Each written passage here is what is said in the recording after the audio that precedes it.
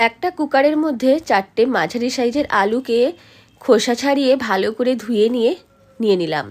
দিয়ে দেব অল্প একটু জল। এর মধ্যে দিয়ে দেব একটা বাটির মধ্যে হাফ বাটি মটরশুঁটি।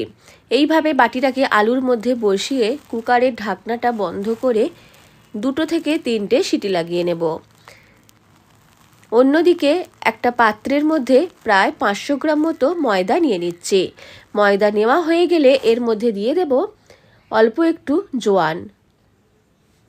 জোয়ান দেওয়া হয়ে গেলে দিয়ে দেব পরিমাণ মতো তেল আর দিয়ে দেব পরিমাণ মতো নুন।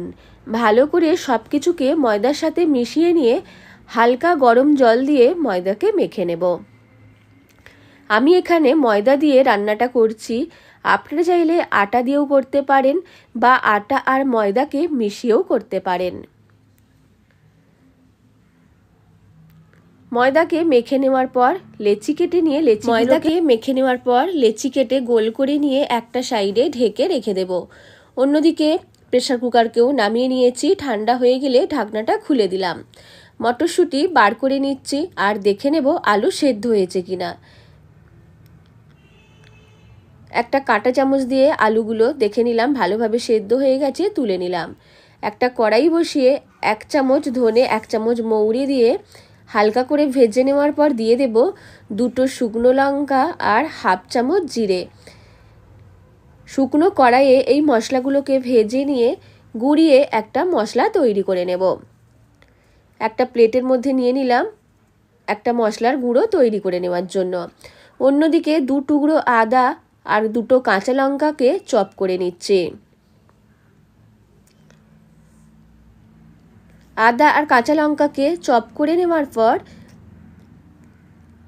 একটা প্লেটের মধ্যে নিয়ে নেব।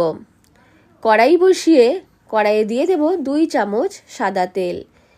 চপ করে রাখা আদা আর কাঁচা লঙ্কা দিয়ে তেলের মধ্যে কয়েক সেকেন্ড ভেজে নিচ্ছি।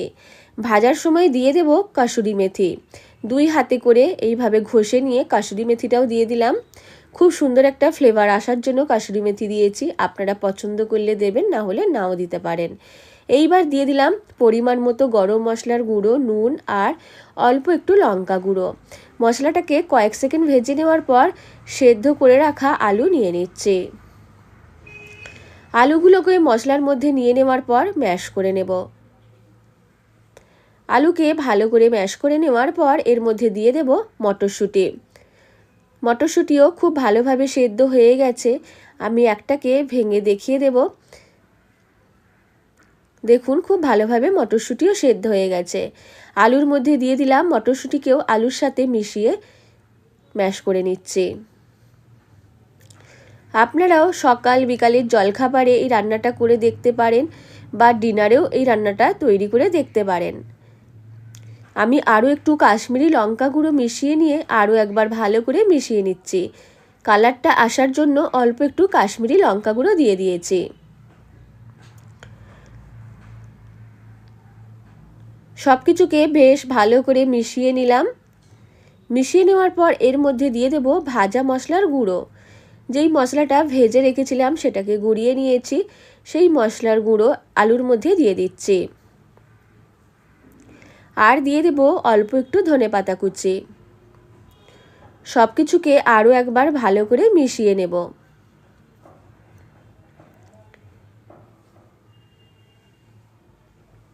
মিশিয়ে একটা সাইডে রেখে দিচ্ছি একটু ঠান্ডা করে নেওয়ার জন্য। মশলা খুব ভালোভাবে ঠান্ডা হয়ে গেছে, আলুর মশলা। এইবার অন্যদিকে আমি ময়দা মেখে লেচি কেটে রেখেছিলাম। ঢাকনাটা খুলে দিলাম। লেচিগুলোকে হাতে করে আরও একবার গোল করে নিয়ে এইভাবে বাটির শেপে তৈরি করে নিচ্ছি। এর মধ্যে দিয়ে দেব মটরশুঁটি দেওয়া আলুর পুর।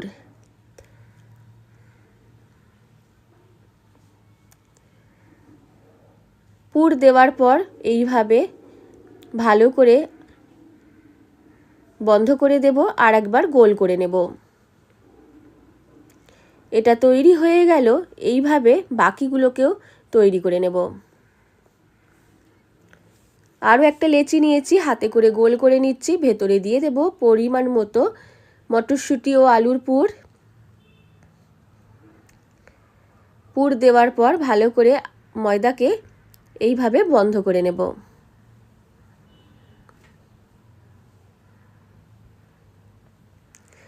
এটাও রেডি হয়ে গেল। সবগুলোকে এইভাবে রেডি করে নিয়ে অল্প করে ময়দা ছড়িয়ে বেলে নেব। যেভাবে আমরা রুটি বেলি সেভাবেই এগুলোকে বেলে নিতে হবে। সাইজটা আপনারা আপনাদের পছন্দ মতো রাখবেন, খুব বড় না করে মাঝারি সাইজের রাখলেই বেশি ভালো হবে। ঠিক মাঝারি সাইজের করে আমি এগুলোকে বেলে নিচ্ছি। বেলে নেওয়ার পর একটা তাওয়া বসিয়ে দিয়েছি। তাওয়ার মধ্যে একটা করে নিয়ে দুই পাশটাকে ভালো করে প্রথমে সেঁকে নিচ্ছি। সেঁকে নেওয়ার পর অল্প করে তেল ছড়িয়ে এগুলোকে ভেজে নেব।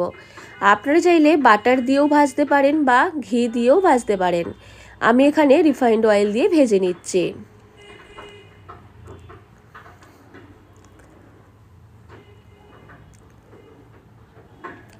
এটা প্রায় ভাজা হয়ে গেছে। এইবার আমি তেল থেকে তাওয়া থেকে তুলে নিয়ে নিচ্ছি।